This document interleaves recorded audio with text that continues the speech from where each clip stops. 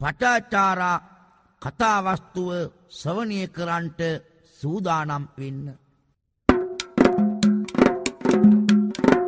සුගත සෑසි සම්බුදු හිමි සුමිහිරිදම් රසය පෙරා සැවැත් නුවර දෙවුරමයේ ඇත විදුරාසනය අරා මුළු සැවතම දම් සිසිලෙම් දිනපතාම නැහැවෙනවා බැලු බැලුවත සැම දෙනාම දහම් රසින් සැනසෙනවා පිම්බර බුදු හිමි දෙසනා දහම් සිසිල සිතට දැනී පින් සුවඳයි සිල් සුවඳයි මල් සුවඳයි ජේතවනී එදා සැවැත් නුවර දෙවුරම් මහවිහාරයේ අපේ ලෞතුරු සම්මා සම්බුදු අමාමෑණියන් වහන්සේ විදුරාසනය මත හිඳගෙන සොනිමල ධර්මයේ දේශනා කරනවා.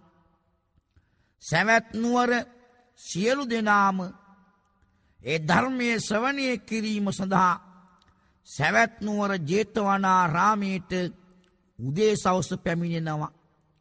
ගණ්ඨානාදයෙන් ගිගුම් දෙන ජේතවනාරාමී සිල් සුවඳ මල් සුවඳ දසාත පැතිරී යනවා.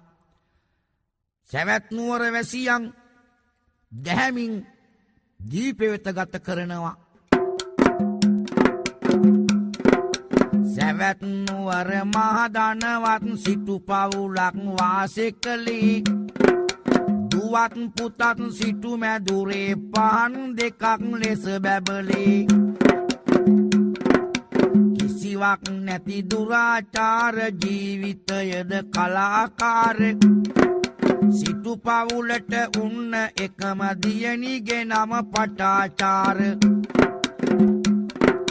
කතා කියන සුරංගනා ඇය සතු දෙව් පුරෙන්ගෙනා රූසපුවද හැඩ වැඩවි තරුණ වියට පහන් වුණා.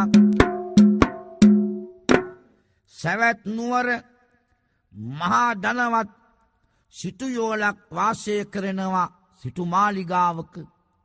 මේ සිටුවරයට දාවි ගැබ්ගත් සිටු දේවිය දශකඩ මාසයක් ලබලා රූමත් දූ කුමාරිකාවක් බිහි කළා.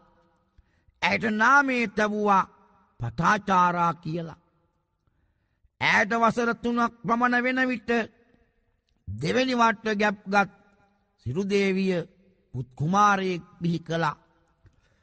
මේ පටාචාරා දූ කුමාරිකාවත් පුත් කුමාරයාවත් ඇස් දෙක වගේ රැක බලා ගත්තා.